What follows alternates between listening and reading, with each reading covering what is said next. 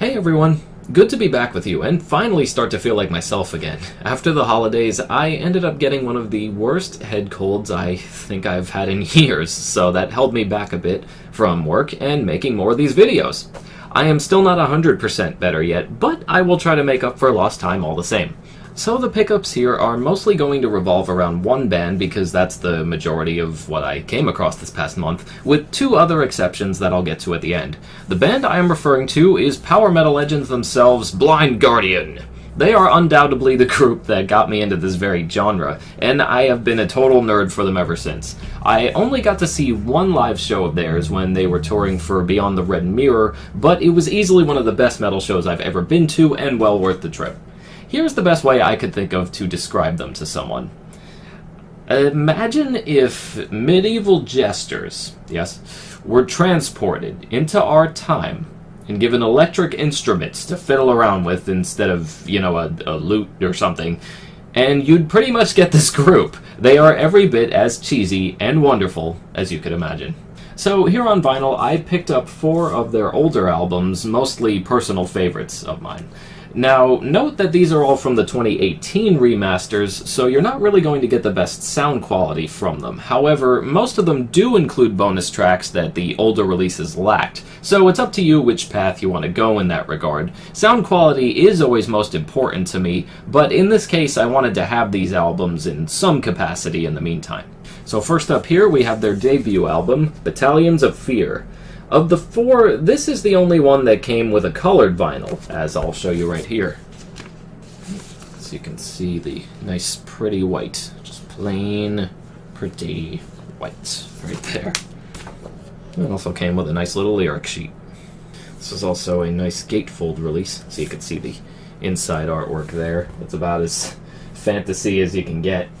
Unlike the albums that would follow, this release felt more like a speed metal album with some more melodic touches than a pure power metal album, even if the subject matter was still there. I mean, the last song on this album is called Gandalf's Rebirth, need I say any more?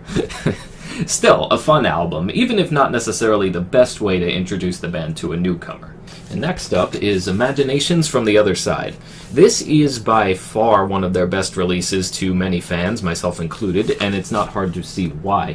Following up Somewhere Far Beyond, this one pretty much went in guns blazing with power and progressive metal-y goodness. On this release, you also get the bonus tracks The Wizard and Systems Failing.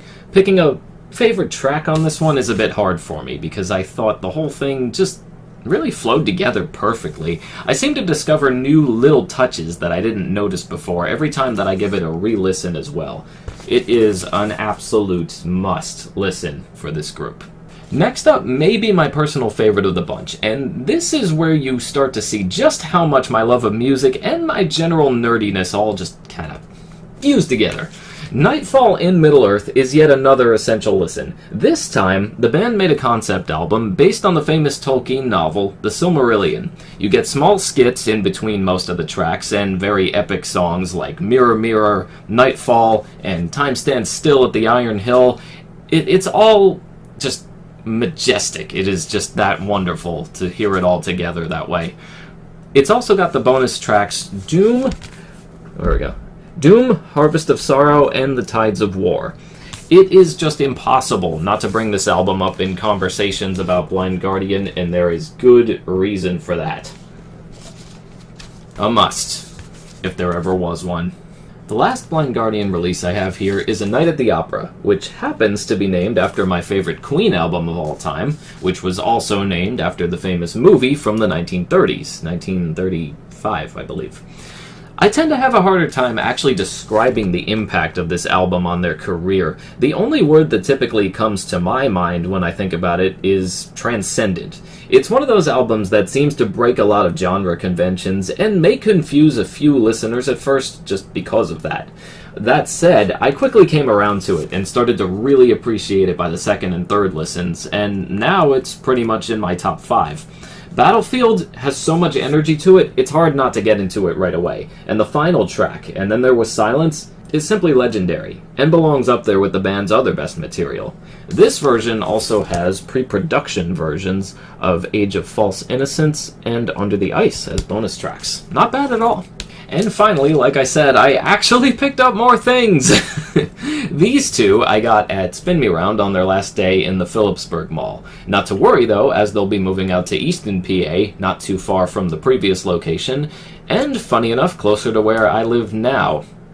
Good for them, bad for my wallet. First up here is the first American release of the Rolling Stones, also known as England's newest hitmakers in the US. For those who don't know, the band's first release, whether you have the US or the UK versions, was mainly comprised of song covers, which was not so uncommon at the time. Remember, the Beatles' Twist and Shout was also a cover after all. The only completely original track on here was Tell Me You're Coming Back, whose title ended up being shortened on most of the American releases. This one actually included, as you can see, right there. While they obviously weren't quite up there yet with the big hits that would come from their later releases, this one was still an interesting listen, as you got to hear Mick Jagger and Keith Richards' love for blues and R&B come out in full force, and really see their inspirations and their energy all on front stage.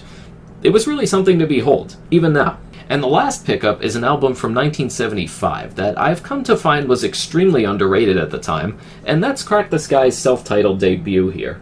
It seemed to have just a little bit of everything, from classic rock to hard rock to progressive rock and beyond, all just seamlessly fused together. And it worked! If you're looking for another gem of the era that doesn't get talked about nearly enough, make it this one. Heck, I may even do a review of it myself, so there.